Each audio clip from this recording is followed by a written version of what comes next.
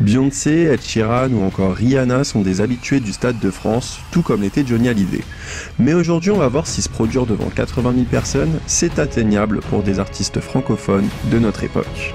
Alors déjà, spoiler, la réponse est oui, parce qu'il y en a déjà plusieurs qui le font. Comme Booba, qui a réussi cet exploit après 27 ans de carrière. En même temps, grand nombre de ses sons sont des classiques du rap français, et le Duc peut se vanter d'avoir des fans de toutes générations confondues. C'est le mélange parfait pour remplir un Stade de France. Mais ce n'est pas le seul.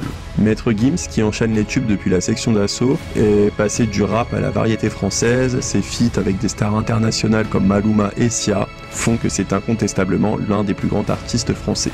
Et il a réussi à remplir le Stade de France en 2019. Dans le même style que Gims, on a aussi Soprano, initialement très rap avec les psychiatres de la rime, qui a réussi à populariser son style rap dans toute la France au fil des années. Et il aura son soir au Stade de France cet été. Malgré son succès et sa grande portée, il reste encore des places aujourd'hui, alors que le concert est prévu depuis un bout de temps et a déjà été déplacé. Comme quoi remplir un Stade de France, c'est pas si simple. On verra si le jour J toutes les places seront vendues. Dans tous les cas, Soprano mettra le feu au stade. Ça c'est sûr. Ce sont les trois artistes qui s'adressent à la jeune génération qui osent s'aventurer au Stade de France. Mais d'autres Français le font aussi, même s'ils sont moins portés sur la jeune génération, le groupe Indochine, qui a réussi cet exploit en 2022, et la reine incontestée du Stade de France reste Mylène Farmer, qui âgé de 61 ans le remplit 2 soirs d'affilée cet été. C'est une véritable icône de plusieurs générations. Elle attire l'attention de stars internationales telles que Madonna et Elton John. Son succès est amplement justifié. Alors maintenant, on va passer à des artistes qui ont toutes les capacités pour remplir un Stade de France, mais qui ne l'ont pas encore fait pour l'instant. Alors en première position, on a Stromae. Pour sa tournée en 2023, il a annoncé 4 concerts à Paris La Défense, soit 120 000 personnes, sachant qu'il y a un très gros écart entre 2 dates, donc les fans les plus investis pouvaient facilement venir plusieurs fois. Mais ça reste immense, 3 des dates sont déjà sold out. Les tubes de Stromae ont fait danser la France entière mais aussi le monde entier. Il a des fans de toutes générations confondues et qu'on aime ou pas son style, Stromae est un réel génie des temps modernes. Alors ça ne fait aucun doute qu'il arriverait à remplir un Stade de France. J'ai déjà pensé dire que plein d'autres y ont déjà pensé, mais malgré tout, je me sens tout seul. En seconde position, c'est encore un talent de Belgique, Angèle. Pour certains, avec seulement 6 ans de carrière, ce serait trop peu pour pouvoir remplir un Stade de France. Mais en peu de temps, la Belge a réussi à se créer un véritable nom dans la musique. Les radios l'adorent parce qu'elle a l'image de la jolie fille gentille, mais à côté, elle est très engagée pour les causes féministes ou encore LGBT, ce qui lui permet d'avoir un public très varié. Lors de sa tournée en 2022, elle a enchaîné les salles un peu partout en Europe, mais aussi au Canada, en Angleterre et même quelques dates aux États-Unis. Elle a performé à La Défense 2 soirs de suite à guichet fermé, soit 60 000 personnes, rien qu'avec ces 2 dates. Elle se produit à Coachella en 2023 aux côtés de Bad Bunny.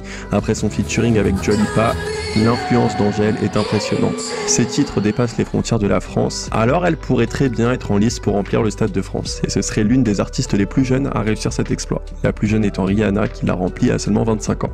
Tout aussi probable qu'Angèle, Nekfeu pourrait très bien remplir un Stade de France. Il est un peu à la manière de Mylène Farmer, un personnage assez discret mais qui reste connu de tous. Il n'est sur aucun réseau social mais a une fanbase aussi solide que son talent d'écriture. Il se fait attendre pour son prochain opus, le dernier datant de 2019, mais ça ne l'empêche pas de cumuler 3 millions de streams par mois sur Spotify. L'annonce d'un prochain album ne pourrait que secouer les réseaux, et s'il accompagnait ça d'une date au Stade de France, les fans s'arracheraient les places. Et il y aurait de grandes chances qu'il sold out très rapidement. PNL sont aussi discrets que Nekfeu en ayant une super com et une fanbase très solide. 1 milliard de streams sur leur dernier album, rien que ça. Leurs chiffres sont impressionnants, ils ont rempli l'Accor Arena 4 soirs d'affilée, soit autant de places vendues que si c'était dans un Stade de France. Le problème c'est que leurs fans sont tellement investis que plusieurs sont partis les voir plusieurs soirs d'affilée, donc c'est pas suffisant pour savoir s'ils rempliraient vraiment un Stade de France. Mais objectivement ça peut vraiment se tenter, surtout si ça s'accompagne avec un nouveau projet. En 5e position, Damso. Encore un Belge, vous allez me dire.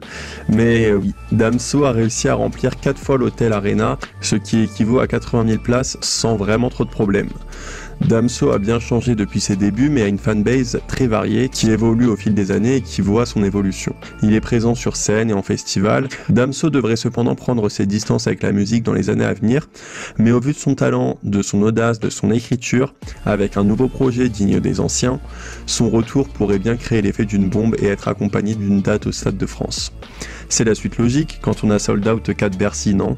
En 6ème place, Aya Nakamura. Elle fait danser Riri et Neymar et chante aux côtés d'Alicia Keys. C'est la première française depuis Edith Piaf à avoir hissé un numéro 1 aux Pays-Bas. Je suis quelqu'un. Moi, je suis quelqu'un. Ses remixes avec Maluma ou encore Lil Pump ont fait danser le monde entier. Bref, Aya Nakamura a vraiment dépassé les frontières. Elle a sold out 3 Bercy en quelques minutes avec des files d'attente énormes. Beaucoup en achètent en grande quantité pour les revendre, mais sa fanbase reste énorme et les chiffres parlent d'eux-mêmes. La com pour son prochain opus est excellente et elle ne cesse de casser Twitter. Alors si elle s'y prend en avance, pas comme pour le Bercy, et qu'elle communique bien dessus, il y aurait de fortes chances qu'elle puisse sold out un Stade de France. Bon, après le problème avec Aya, c'est que... Mais moi je voulais pas faire un Stade de France parce que c'est pas mon délire. Ouais, on la comprend, c'est pas son truc quoi. En 7ème place, Jul. Alors là, c'est l'opposé d'Aya en termes de personnalité, il ne dirait pas non pour un Stade de France. Son rêve était déjà de remplir le Vélodrome, ce qu'il a réussi à faire. Et Jul est le roi du stream. Mais les streams et les fans qui se déplacent vraiment, c'est un peu le jour et la nuit, tout comme le Stade de France et le Stade Vélodrome. L'un est dans sa ville natale, pas l'autre. C'est un vrai phénomène à Marseille, c'est même leur plus grande fierté, mais à Paris, il fait quand même moins l'unanimité, bien qu'il a un grand public. Mais ce public justement reste assez large et varié, et s'il s'y prend en avance, sachant que ses plus grands fans de Marseille pourraient aussi se déplacer, le Stade de France est très jouable pour Jul. En 8ème place, le rappeur de Caen, Orelsan. Alors les streams de son dernier album ont marqué des nouveaux records, tout comme les ventes de vinyle. D'ailleurs, rien qu'avec les ventes de vinyle, son album est disque d'or. C'est pour dire que sa fanbase est très solide. Et en plus d'être fidèle, elle est aussi très variée. C'est la bonne recette pour remplir un Stade de France, vous me direz. En numéro 9, Ninho. Il l'a annoncé lui-même, sa prochaine étape, c'est le Stade de France.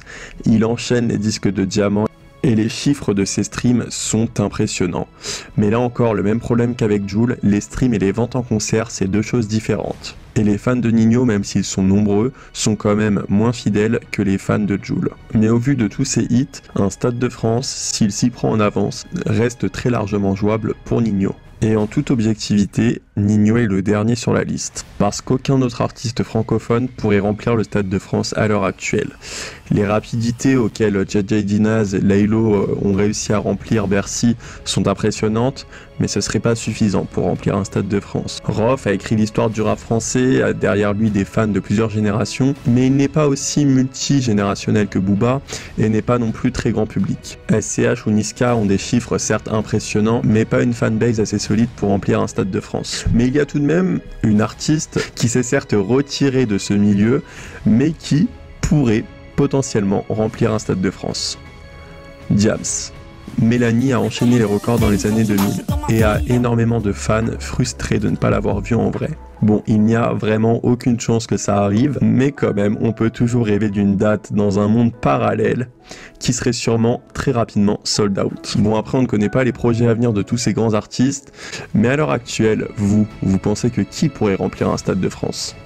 J'attends vos retours en commentaire et je vous dis à la prochaine. Allez, ciao!